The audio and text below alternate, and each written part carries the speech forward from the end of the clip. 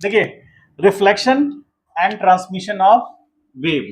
तो दो चीज पे ध्यान दीजिए। पहले स्पीड v बराबर क्या होगा, लैम्डा इंटू एफ, हम लोग पढ़े हैं। अब इसमें दो तीन चीजों को ध्यान से समझिएगा। हम लोग यहां पर एक टर्म बना रहे हैं, समझिए। जैसे मान लीजिए कि ये एक मीडियम है, मीडियम फर्स्ट है ये, और ये मीडियम सेकंड है। दो मीडियम है हमारे पास, और ये बाउंड्री है, बाउंड्री ऑफ मीडियम। ठीक है, तो ये बाउंड्री जो है ये दो मीडियम को अलग करता है। ठीक है, ये जो बाउंड्री है दो मीडियम को अलग कर रहा है। अब मान लीजिए कि इंसिडेंट रे वेव के फॉर्म में मान लेते हैं ऐसे आया। मान लीजिए कोई वेव है, वो प्रोपेगेट हो रहा है, तो वेव प्रोपेगेट होकर के इस तरह से टर्न करता हुआ आया इस पे। तो अब ये कहना, इसका रिफ्लेक्शन और ट्रांसमिशन का बात हम तब करेंगे जब वेव एक मीडियम से दूसरे मीडियम की मूव करेगा या मूव करने की टेंडेंसी होगी उसकी। मतलब एक मीडियम में हम ना रिफ्लेक्शन की बात कर पाएंगे और ना ही हम ट्रांसमिशन की बात कर पाएंगे। तो उसके लिए हमको दो मीडियम कम से कम चाहिए। मतलब वेव जो है वो एक मीडियम से दूसरे मीडियम में जाएगा। जैसे छोटा सा एग्जांपल आप लोग 9th क्लास में पढ़ चुके हैं, जो लाइट है, लाइट जैसे एयर से इंटर करके वाटर में जाता है, तो एक एयर मीडियम हो गया और एक वाटर मीडियम हो गया। अलग अलग दो मीडियम है, दोनों मीडियम का डेंसिटी अलग अलग है। तो जो जो वेव, जो लाइट है, लाइट बेसिकली वेव ही तो है। तो लाइट जब एक मीडियम से दूसरे मीडियम में गया तो कुछ ट्रांसमिट होगा, कुछ ऑब्जर्व होगा और कुछ रिफ्लेक्ट होगा। ठीक है, हम लोग यहां पर मान के चल रहे हैं, जो कि हम लोग वेव, नॉर्मल वेव पढ़ रहे हैं, तो इसमें हम ये मान के चल रहे हैं कि ऑब्जर्वेशन नहीं है, ऑब्जर्व नहीं हो रहा है। मतलब एक मीडियम से एनर्जी जितना सेकंड मीडियम में गया वो कंप्लीटली ट्रांसफर हुआ, ऑब्जर्व नहीं हुआ, मतलब उनके बाउंड्री के कारण। ठीक है, तो अभी हम जैसे मान लीजिए कि वेव यहां पर इसमें ट्रांसलेट कर रहा है, तो यहां पर जो हम लिखे हैं v is equal to lambda F. अब v जो है, v स्पीड है, v क्या है, speed of wave, speed of wave. अब समझिए, वेव का स्पीड है और इट इज कैरेक्टरिस्टिक्स,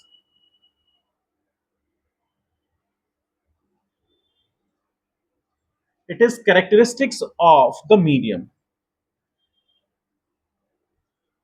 मतलब क्या हुआ, कैरेक्टरिस्टिक्स मतलब उसकी पहचान या फिर उसका एक इंपॉर्टेंट प्रॉपर्टी। तो कहने का मतलब ये कि it is characteristics of medium. कहने का मतलब क्या है कि यदि कोई वेव मूव कर रहा है किसी मीडियम में, तो वो मीडियम कैसा है उसके अकॉर्डिंग उसका स्पीड होगा। मीडियम चेंज करेगा, स्पीड चेंज हो जाएगा। मतलब वो मीडियम पे डिपेंड करेगा।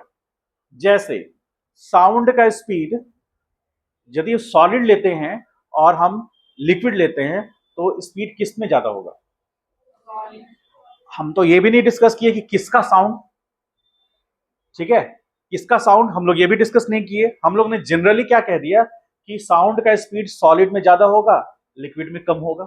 इसका मतलब है कि हम लोग इस बात पर एग्री हैं कि साउंड का स्पीड कम या ज्यादा होना इस बात पे डिपेंड करेगा कि मीडियम क्या है।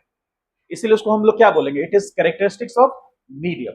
तो इसका मतलब ये हुआ कि जैसे ये मीडियम फर्स्ट है और यहां पर उस वेव का साउंड मान लीजिए V1 है, तो जब ये रिफ्लेक्ट होगा, मतलब इससे ट्रांसमिट करके ऐसे जाएगा, तो इस वेव का स्पीड V2 होगा, V1 नहीं होगा, क्योंकि मीडियम अलग अलग हो गए। और V हम क्या बताए कि कैरेक्टरिस्टिक्स है किसका, मीडियम का। अब सेकंड आ जाइए, frequency.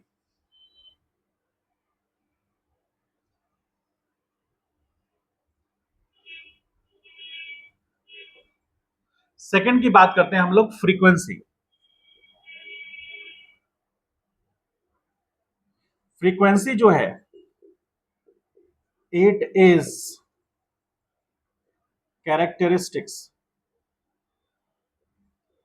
Characteristics of the source. मतलब सोर्स यदि चेंज करेगा अपना फ्रीक्वेंसी, तो ही चेंज होगा। मतलब ये मीडियम पे डिपेंड नहीं करेगा। जिस सोर्स से, जिस फ्रीक्वेंसी से साउंड प्रोड्यूस हो रहा है, वो किसी मीडियम में चला जाए वो फ्रीक्वेंसी उसका उतना ही रहेगा। तो ये सोर्स की कैरेक्टरिस्टिक्स हो गया, ये मीडियम का इसमें कोई इफेक्ट नहीं। ठीक है, इसका मतलब यहां पर जो फ्रीक्वेंसी रहेगा, जैसे ये वेव का जो भी फ्रीक्वेंसी यहाँ F1 है, तो यहां पर भी F1 रहेगा। मीडियम के चेंज होने से फ्रीक्वेंसी चेंज नहीं करेगा। अब हम लोग बात करते हैं लैम्डा का। तो लैम्डा यानी कि वेवलेंथ। तो वेवलेंथ में it is combined characteristics of medium and source. ये दोनों का कैरेक्टरिस्टिक्स है इसमें, यानी वेवलेंथ पर इफेक्ट मीडियम के कारण भी पड़ेगा और सोर्स के कारण भी पड़ेगा। तो यहां पर चेंज आ सकता है। यहां पर हम मानेंगे क्या, लैम्डा 1, इसको लैम्डा 1 मानेंगे, तो यहां हम लैम्डा 2 ले सकते हैं। तो ये अब इसमें क्या है, हम लोग ट्रांसमिशन में क्या है, यदि मान लीजिए कि बाउंड्री जो है वो रिजिड नहीं है, बाउंड्री जो है वो रिजिड नहीं है, जैसे वॉल, हम जो भी बोल रहे हैं उस दीवार से बाहर नहीं जा पा रहा है बस, क्योंकि रिजिड बाउंड्री है ये।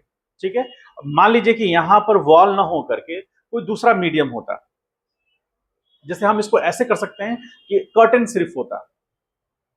ठीक है, तो जो बाउंड्री है वो कर्टन का है, तो कर्टन क्या करेगा, कंप्लीट साउंड को तो नहीं रोक पाएगा वो। ठीक है, बाउंड्री पहले हमारा वॉल था, अब है कर्टन, तो कर्टन क्या करेगा, कुछ कुछ हिस्सा उसका या कुछ परसेंट उस साउंड को आगे प्रोपेगेट होने देगा। उस केस में ट्रांसमिशन होगा, लेकिन यदि वॉल है तो ट्रांसमिशन निग्लेजिबल होगा। तो यदि इसमें यह समझिएगा कि यदि हमारा बाउंड्री फ्रेजाइल है या बाउंड्री रिजिड नहीं है, उस केस में ट्रांसमिशन होगा, और ट्रांसमिशन कुछ वेव ट्रांसमिट करेगा और कुछ वेव रिफ्लेक्ट कर जाएगा। लेकिन यदि बाउंड्री हमारा रिजिड है लाइक वॉल, तो बाउंड्री रिजिड है तो ट्रांसमिशन नहीं होगा, जितने भी जो भी वेव है वो कंप्लीटली क्या होगा, रिफ्लेक्ट कर जाएगा। तो अब आप कॉमन सोचिए, फिर हम इसको लिखाएंगे भी, कि यदि वेव आगे प्रोपेगेट हुआ और बाउंड्री रिजिड है तो रिफ्लेक्शन होगा, तो फेज का डिफरेंस क्या होगा,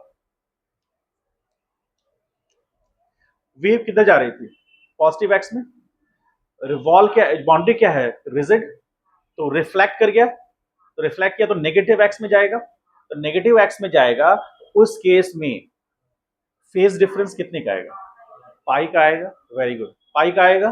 क्यों, क्योंकि एक 180 डिग्री टर्न कर गया। ठीक है, 180 डिग्री टर्न कर गया ना, इधर जा रहा था रिटर्न बैक हो गया, तो उस केस में हम फेज डिफरेंस क्या रखेंगे, पाई।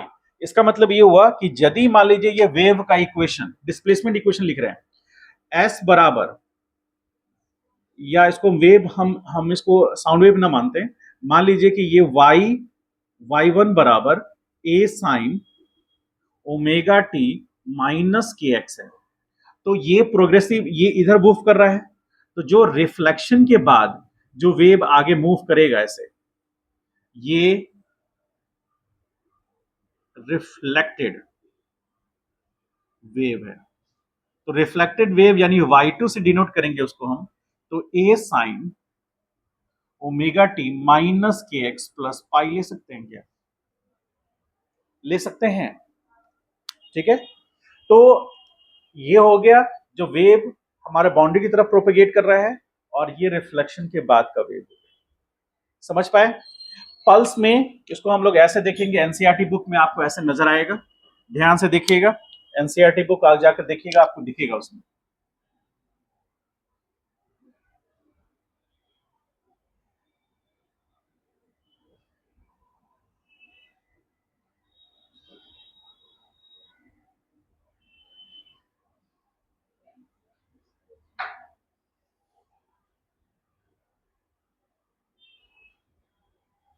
समझ पाए कुछ, ये पल्स है,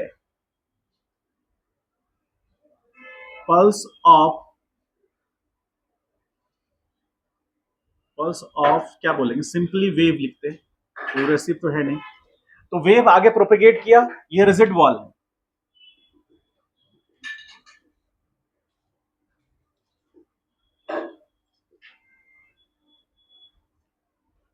बाउंड्री ऑफ रिफ्लेक्टेड सरफेस,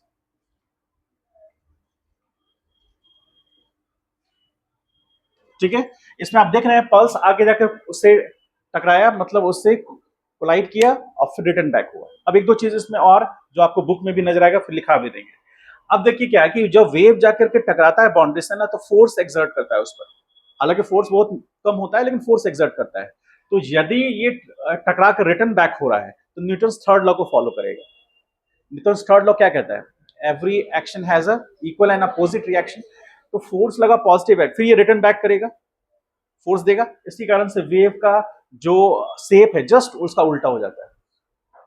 ठीक है, यदि ये बाउंड्री रिजिड नहीं है तो ट्रांसमिट कर जाएगा। तो ट्रांसमिशन केस में स्नेल्स लॉ आप लोग पढ़े हैं 9th क्लास में, हम पढ़ाएंगे भी। स्नेल्स लॉ पढ़े हैं आप लोग? स्नेल्स लॉ को फॉलो करेगा। तो स्नेल्स लॉ क्या है कि एक मीडियम से दूसरे मीडियम में जाएगा तो sine i by sine r का रेशियो कुछ होता है, पढ़े है ना? वो लॉ फॉलो होगा। अभी हम लोग किसकी बात कर रहे हैं? रिफ्लेक्शन का। तो रिफ्लेक्शन केस में एग्जैक्ट रिफ्लेक्शन हो जाएगा। एंड हियर यहां लिख सकते हैं, here the reflection, here the wave is completely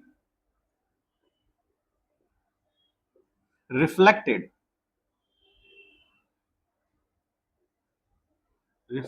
from the wall and having phase difference of 180 degree और पाई। ठीक है, पल्स जस्ट रिवर्स हो गया।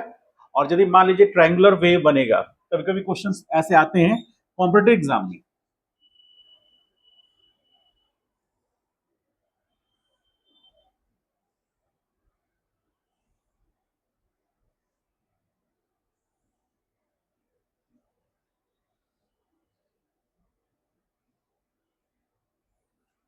इस तरह से भी बन सकता है। ठीक है, तो ये साइनोसॉइडल कर्व नहीं होगा। देख रहे हैं, स्मूथली बन रहा है तो साइनोसॉइडल कर्व होगा या कोसाइन कर्व होगा, लेकिन साइनोसॉइडल कर्व ये नहीं होगा। समझ पाए? पल्स कोई जरूरी नहीं है कि आपका एक ऐसा क्या बोलते हैं साइनोसॉइडल कर्व कैसा ही हो। ये ट्रायंगल शेप में भी हो सकता है, रेक्टेंगल शेप में भी जा सकता है।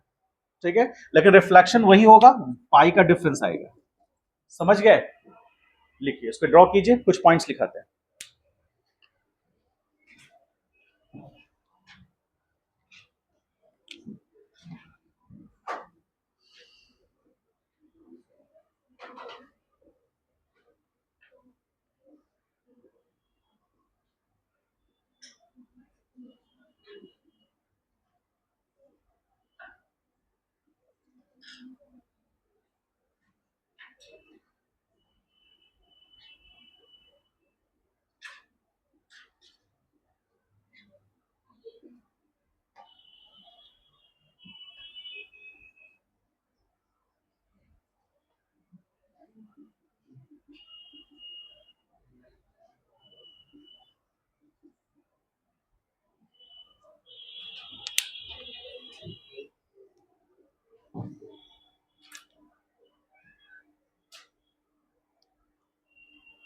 चूहे की तरह आवाज कौन कर रहा है?